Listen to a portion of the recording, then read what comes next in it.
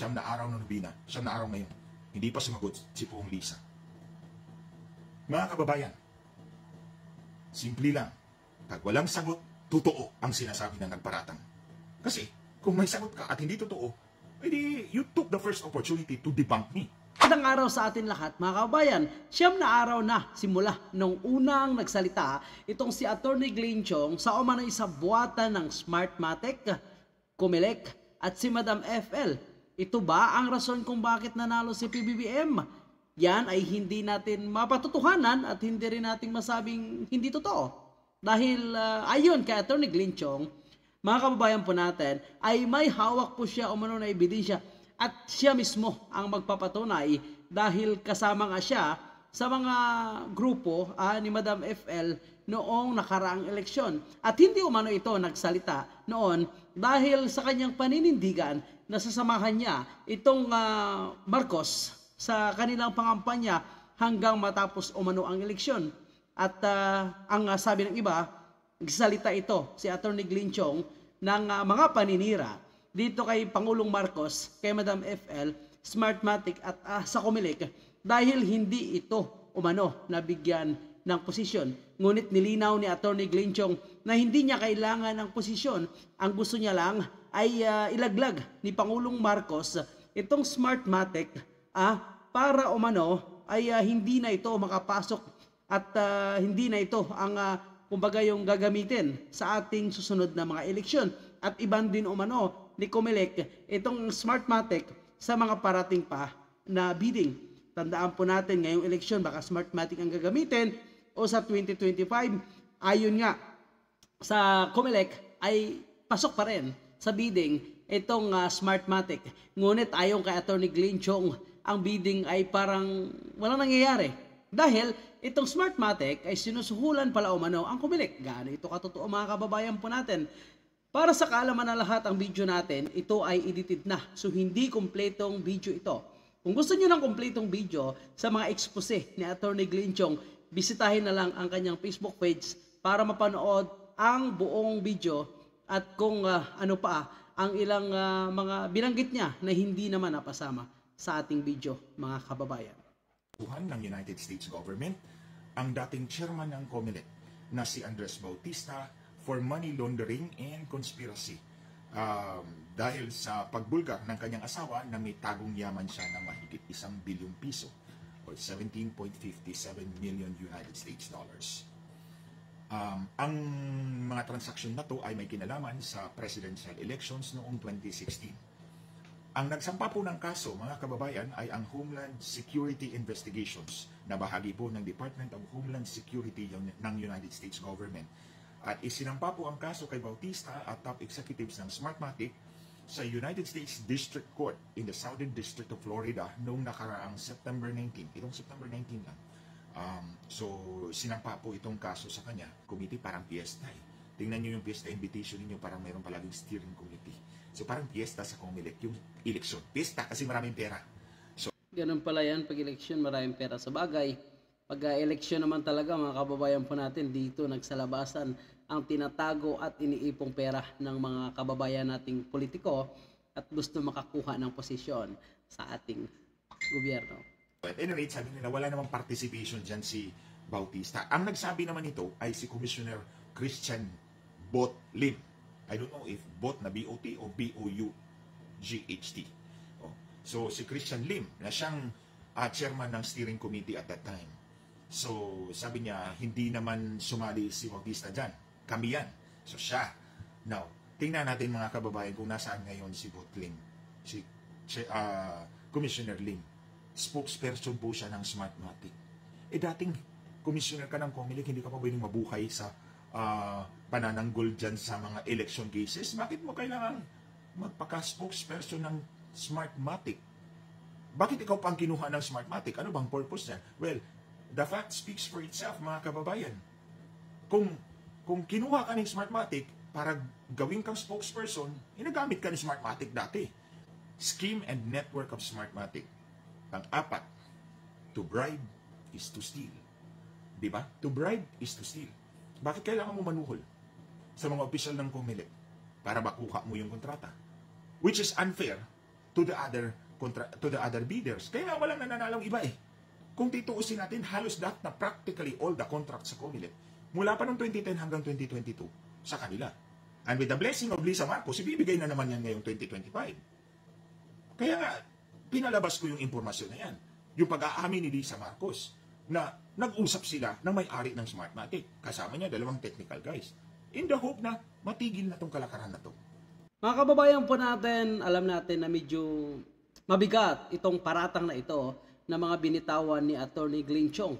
Pwede siyang kasuhan ni Madam FL dahil sa kanyang mga aligasyon. Ang tanong natin mga kababayan, siya ba ay may sapat na dokumento na magpapatunay sa kanyang mga aligasyon? Dahil ang kanyang mga pinaparatangan, mga kababayan po natin, ay hindi ordinaryong tao. Ito po ang asawa ng ating Pangulo at ang Pangulo ng ating bansa. So sa pag-alyansa, sa pag-expose nitong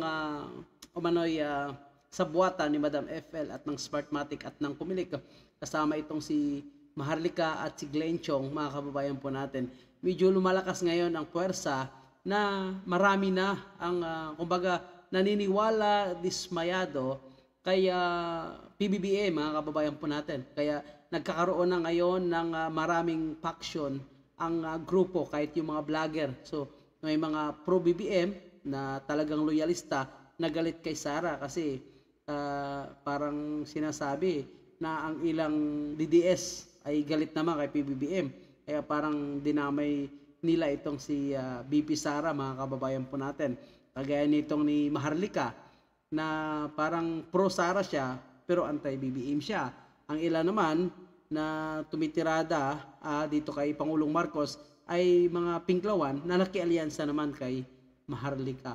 So mga kababayan po natin sa itong expose ni Attorney Glenn Chong, so hindi ako, gaya ng sinasabi ko, ulit-ulitin ko ito, na hindi ko rin ito masabi na totoo, hindi ko rin masabing hindi totoo, pero may posibilidad na totoo dahil hindi naman siguro mapangahas na magbitiw nitong mga mabibigat na allegation itong si Attorney Glenn Chong. So antayin na lang natin ano ang kanyang patunay. Hindi lang puro daldal at salita, mga kababayan po natin. Ano ang kanyang dokumento na hawak na magdidiin sa sabuatan ni FL, Comelec at ng Smartmatic. So yan sana ay kung may mailalabas siya, mga kababayan po natin. Kasi ang daldal, salita, pwede namang gawa-gawa lang di ba? This case proves na hindi malinis si Smartmatic. At the very least, this case proves na hindi malinis si Smartmatic. Sabi ko na, to bribe is to steal. Na nakaon yung kontrata to the detriment of the other bidders.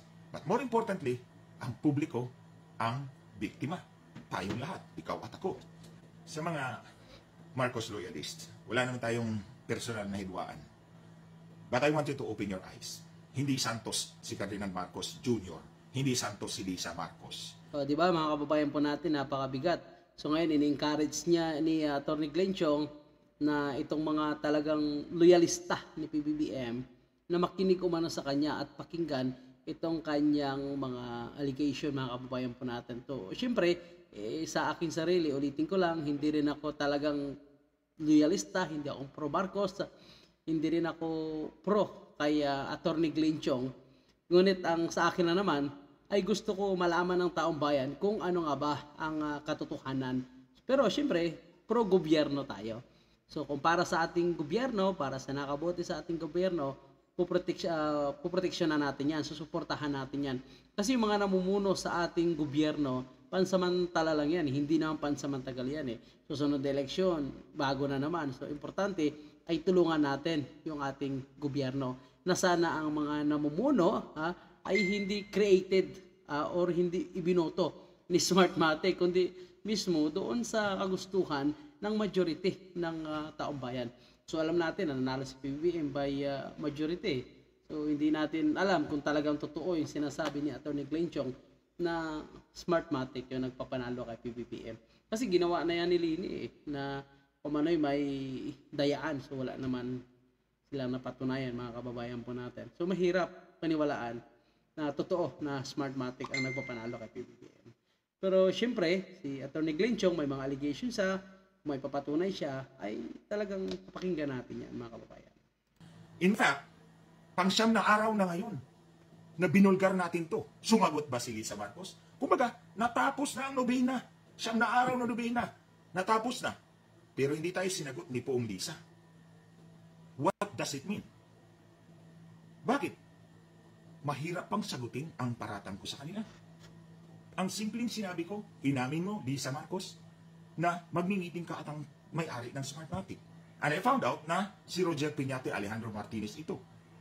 And then kasama mo, 2 technical guys, pero hindi ako pwede. Kasi sobrang galit nila sa akin, which is true. Totoo yun, sobrang galit nila. In fact, nahantong sa kamatayan ni Richard Santillan. Tinorture, pinatay. So totoo yung sinabi niya. Now ngayon, anong mahirap dyan para sagutin o itago na lang ninyo? You cannot hide the truth because the smoke is out there. Where there's smoke, there's fire. Sagutin nyo para magkaalaman tayong lahat. Ako handa akong humarap kay Lisa Marcos o sino mang opisyal na gusto niyang papasagutin sa akin. Pero yun nga, inuulit ko, natapos na ang 9 na araw ng nobena. 9 na araw ngayon. Hindi pa sumagot si Poong Lisa. Mga kababayan, simple lang. Pag walang sagot, totoo ang sinasabi ng nagparatang. Kasi, kung may sagot ka at hindi totoo, edi you took the first opportunity to debunk me. Alam niyo mga kababayan po natin itong ginagawa ni Madam FL o yung administration ay parang ito rin ang ginagawa nila kay kay Maharlika 'di ba?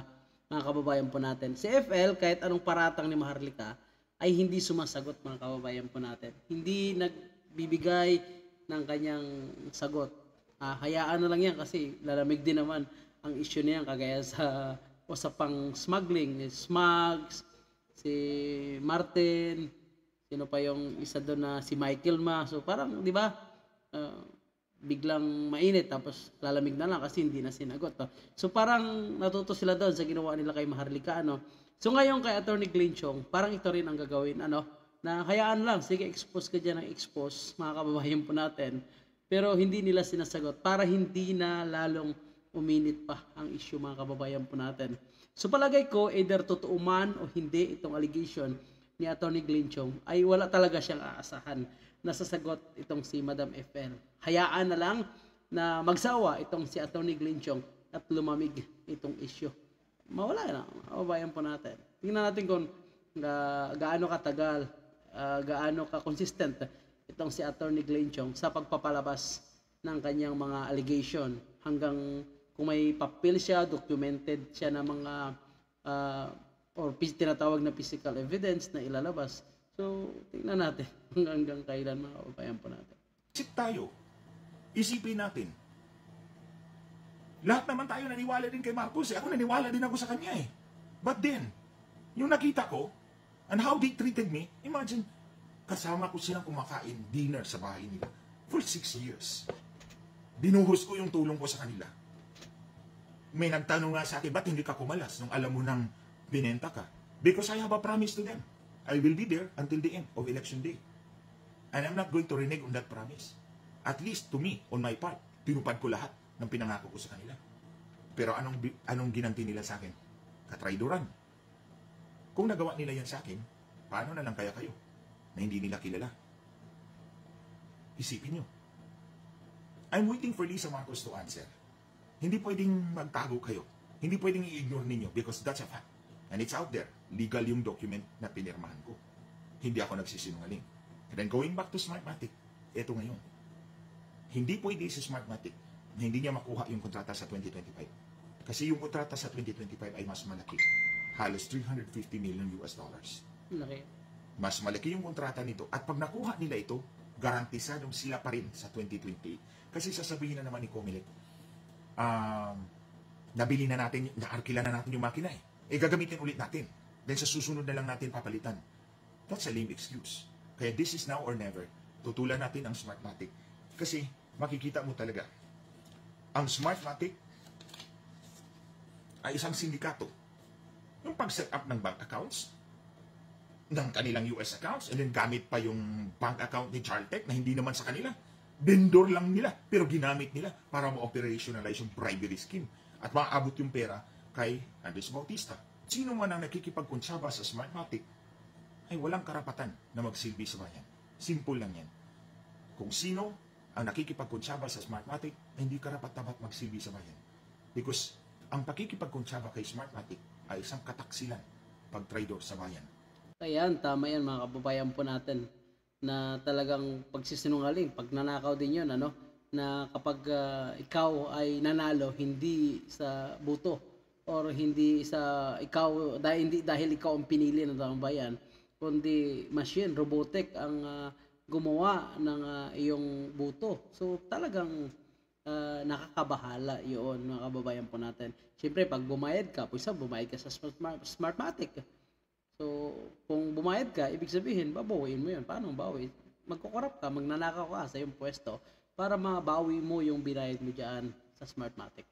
So posible rin yan. So talagang hindi karapat-dapat na umupo sa pwesto kung sino man ang gumamit ng Smartmatic para manalo. So tama man itong sinasabi ni Atty. Quinchon. So I give it to Bongbong Marcos and Lisa Marcos. Not all is lost. As tulad ng sinabi ko kay Hubert, yung Senior Deputy Executive Secretary, at kay Ivan Uy, DICT Secretary, yung tinanong nila ako, ano bang gusto mo kapalit para sa iyong katahimikan? Tatahimik ka, ano bang gusto mo? Because hindi na ako tumanggap ng posisyon nila. Galing inupiran pa siya mga kababayan po natin. Pero ang sabi ng ilang kaalyado ni PBBM na nagwawala umano itong si Atty. Glenn Chong dahil hindi nabigyan ng posisyon. So baliktad ang sinasabi niya, no? Na binigyan pala sa ng posisyon pero siya yung hindi tumanggap. Dala-dala pa silang listahan. Pinapipili pa ako doon sa listahan ng mga bakanting posisyon. Para lang ako tumahimik. Sabi ko hindi. Ang taahingin ko kay Bongbong Marcos, ilaglag mo sa Smartmatic once and for all. And then si Comelec, i-blacklist si Smartmatic. Quits na tayo. Hindi nyo na ako marinig, hindi nyo na ako makita. Yun lang ang hihingin ko sa inyo. The next meeting, hindi pwede. So, hindi gagawin ni Bongbong Marcos. But then, not all is lost. There's still a chance. Pag pinakita po ninyo sa bayan na kaya nyong ilaglag si Smartmatic, bibilib ako sa inyo. Siguro mas marami pang Pilipinong bibilib sa inyo. So mas mabigat din itong hamon, ano? Pero syempre mga kababayan po natin, kung talagang may pagkakamali ang Smartmatic, may dayaan sa Smartmatic, gamit itong Smartmatic mga kababayan po natin, teknolohiya na ginagamit sa ating eleksyon mga kababayan po natin, kung talagang may dayaan, pwede naman ilaglag yan ni Pangulong Marcos mga kababayan po natin. Pero kung gaya nga na sinasabi ni Atty. Glenn Chong, mas nakikinabang itong si FL, itong si Pangulong Marcos, itong Comelec dito sa Smartmatic, mga kababayan po natin. So hindi umano nila talaga ito ilalaglag. Yun nga yung hamon niya, ilaglag at mas marami pa umanong taong bayan na magtitiwala dito kay Pangulong Marcos kung ilaglag niya nga itong Smartmatic. Ano po sa palagay natin bilang isang Pilipino, bilang isang botante, ano po yung palagay natin? Papayag kaya or kakasakaya sa hamon ni Atty. Glenn Chong itong si Pangulong Marcos at si Madam FL na ilaglag itong Smartmatic at tumanggap ng ilang sabihin nating company na magpapasok sa bidding para sa eleksyon po natin for 2025. Mga kababayan po natin. So, ibig sabihin, kung Smartmatic pa rin sa susunod na election, so, ibig sabihin, may mangyaring dayaan. So, parang yung kasi mga kababayan po natin, ang pinapalabas ngayon ni Atty. Glenn Chong. So, si Atty. Glenn Chong, isa sa mga grupo ngayon na talagang patuloy na nagrarally dito sa Comelec na hindi na gagamitin itong si Smartmatic para sa eleksyon. Dahil ito umano ang nagiging source ng dayaan. So may ilang politiko umano na bumabayad kay Smartmatic para magikin itong numbers ng kanilang boto na sila ay manalo mga kababayan po natin. So mabigat na allegation yon mga kababayan po natin, itong mga binibitawan ni Atty. Glenn Chong. So sana ay suportahan niya rin ang mga dokumento ay itong kanyang mga sinasabi para talagang lalong maniniwala ang mga tao na may nangyari talagang dayaan sa nakaraang eleksyon at may mangyari pang dayaan ngayong parating na eleksyon mga kababayan po natin. So